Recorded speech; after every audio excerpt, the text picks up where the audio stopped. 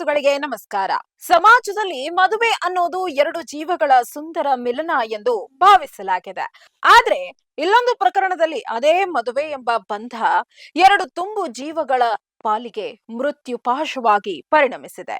ಗಾನವಿ ಮತ್ತು ಸೂರಜ್ ಎಂಬ ಇಬ್ಬರು ಸುಶಿಕ್ಷಿತ ಯುವ ಜನರ ಬದುಕು ಹಸೆಮಣೆಯಿಂದ ಮಸಣದವರೆಗೆ ಸಾಗಿದ ಕರುಣಾಜನಕ ಕಥೆ ಇಂದು ಇಡೀ ರಾಜ್ಯವನ್ನೇ ದಿಗ್ಭ್ರಮೆಗೊಳಿಸಿದೆ. ಇದು ಕೇವಲ ಒಂದು ಆತ್ಮಹತ್ಯೆಯಲ್ಲ, ಬದಲಾಗಿ ಸುಳ್ಳು, ಮುಚ್ಚಿಟ್ಟ ಸತ್ಯಗಳು ಮತ್ತು ಪ್ರತಿಷ್ಠೆಯ ಬೆನ್ನತ್ತಿದ ಬದುಕೊಂದು ಹೇಗೆ ಛಿದ್ರವಾಗುತ್ತದೆ ಎಂಬುದಕ್ಕೆ ಸಾಕ್ಷಿಯಂತಿದೆ. ಇದು ಈ ಕ್ಷಣದ ಸುದ್ದಿ ವಿಶೇಷ. ನೀವು ನೋಡ್ತಾ ಇದ್ದೀರಿ ಬಿಬಿ ನ್ಯೂಸ್ ಕನ್ನಡ. ನಾನು ಅಕ್ಷತಾ ಕುಲಕರ್ಣಿ.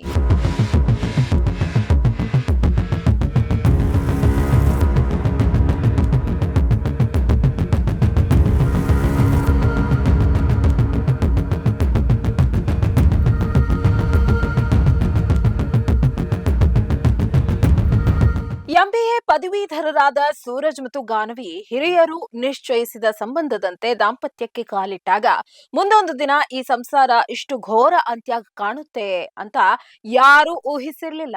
ಮದುವೆಯ ಸಂಭ್ರಮದ ಬೆನ್ನಲ್ಲೇ ಕಹಿ ವಾಸ್ತವಗಳು ಹೊರಬರತೊಡಗಿದ್ವು. ಪತ್ನಿಯಿಂದ ದೂರ ಉಳಿಯುತ್ತಿದ್ದ ಸೂರಜ್ ತನಗೆ ಆರೋಗ್ಯ ಸಮಸ್ಯೆ ಇದೆ ಎಂದು ಹೇಳುತ್ತಾ ಕಾಲ ತಳ್ಳುತ್ತಿದ್ದ. ಹನಿಮೂನ್ ಎಂಬ ಸುಂದರ ಕ್ಷಣಗಳಲ್ಲೂ ಗಾನುವಿಗೆ ಎದುರಾಗಿದ್ದು ಕೇವಲ ಏಕಾಂತ ಮತ್ತು ಮೌನ. ಪ್ರೀತಿ ನೀಡಿದರೆ ಸಾಕು ಎಂದು ಹಂಬಲಿಸಿದ ಹೆಣ್ಣು ಜೀವಕ್ಕೆ ಪತಿಯ ದೌರ್ಬಲ್ಯಕ್ಕಿಂತಲೂ ಹೆಚ್ಚಾಗಿ ಆತನ ಕುಟುಂಬದ ಕಿರುಕುಳ ನರಕ ದರ್ಶನ ಮಾಡಿಸಿತ್ತು.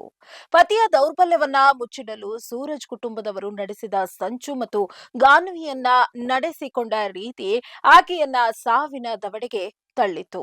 ಸಂಸಾರದ ಜಂಜಾಟ ತಾಳಲಾರದೆ ಗಾನ್ವಿ ಆತ್ಮಹತ್ಯೆ ಮಾಡಿಕೊಂಡಾಗ ಆಕೆಯ ಕುಟುಂಬದವರು ಸೂರಜ್ ಮನೆಯ ಮುಂದೆ ಮೃತದೇಹವಿಟ್ಟು ನಡೆಸಿದ ಪ್ರತಿಭಟನೆ ಸಾಮಾಜಿಕವಾಗಿ ದೊಡ್ಡ ಸಂಚಲನ ಮೂಡಿಸಿತು.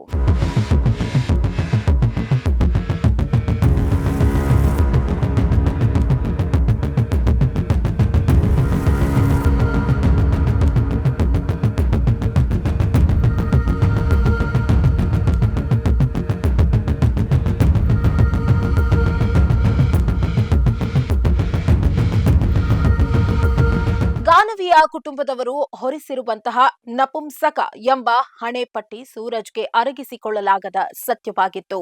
ಈ ಅವಮಾನ ಮತ್ತು ಅಪರಾಧ ಪ್ರಜ್ಞೆಯಿಂದ ತಪ್ಪಿಸಿಕೊಳ್ಳಲು ನಾಗಪುರಕ್ಕೆ ಓಡಿ ಹೋದ ಸೂರಜ್ ಕುಟುಂಬಕ್ಕೆ ಅಲ್ಲಿಯೂ ನೆಮ್ಮದಿ ಸಿಗಲಿಲ್ಲ. ಅಂತಿಮವಾಗಿ ತನ್ನ ಮೇಲಿರುವ ಕಪ್ಪು ಚುಕ್ಕೆಯನ್ನ ತೊಳೆದುಕೊಳ್ಳಲಾಗದ ಸೂರಜ್ ನಾಗಪುರದ ಹೋಟೆಲ್ನಲ್ಲಿ ಆತ್ಮಹತ್ಯೆಗೆ ಶರಣಾದ್ರೆ ಆತನ ತಾಯಿ ಸಾವು ಬದುಕಿನ ನಡುವೆ ಹೋರಾಡ್ತಾ ಇದ್ದಾರೆ. ಗಾನವಿಯ ತಾಯಿ ರುಕ್ಮಿಣಿ ಹೇಳುವಂತೆ ಮದುವೆಯ ಸತ್ಯಗಳನ್ನ ಮುಚ್ಚಿಟ್ಟ ಹಿರಿಯರ ತಪ್ಪಿಗೆ ಇಬ್ಬರು ಅಮಾಯಕ ಮಕ್ಕಳು ಬಲಿಯಾಗಿದ್ದಾರೆ. ಸಾವಿನ ಮೂಲಕ ತನ್ನ ದೌರ್ಬಲ್ಯವನ್ನ ಸೂರಜ್ ಒಪ್ಪಿಕೊಂಡಂತಾಗಿದೆಯೇ ಹೊರತು ಯಾವುದೂ ಸಾಬೀತಾಗಿಲ್ಲ. ಈ ದುರಂತ ಪ್ರಕರಣವು ಸುಳ್ಳಿನ ತಳಹದಿಯ ಮೇಲೆ ಕಟ್ಟಿದ ಯಾವುದೇ ಸಂಬಂಧ ದೀರ್ಘಕಾಲ ಉಳಿಯುವುದಿಲ್ಲ ಮತ್ತು ಹಿರಿಯರ ಪ್ರತಿಷ್ಠೆ ಮಕ್ಕಳ ಬದುಕನ್ನ ಹೇಗೆ ಬಲಿ ಪಡೆಯುತ್ತದೆ ಎಂಬುದಕ್ಕೆ ಕನ್ನಡಿ ಹಿಡಿದಿದೆ. ಇದಾಗಿತ್ತು ಈ ಕ್ಷಣದ ಸುದ್ದಿ ವಿಶೇಷ.